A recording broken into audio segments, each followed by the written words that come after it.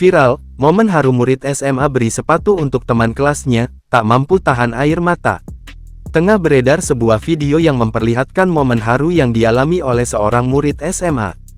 Mulanya terlihat seorang murid didatangi oleh temannya yang membawa sebuah bingkisan berisi kotak.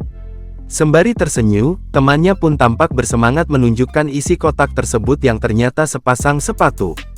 Mendapati hal tersebut, siswa itu pun tak mampu menahan air mata bahagianya. Ia lantas langsung menangis sembari berusaha untuk menyembunyikan mukanya. Melihat pria itu menangis, teman-temannya pun lantas langsung mendekat dan berusaha untuk menenangkan dirinya. Diketahui, video tersebut viral usai diunggah dalam akun TikTok @krzsss pada Jumat, tanggal 2 Agustus tahun 2024. Hingga saat berita ini dibuat, unggahan tersebut telah disaksikan sebanyak 800.000 kali dan disukai oleh puluhan ribu pengguna TikTok. Video itu pun lantas diunggah ulang dalam banyak akun di media sosial.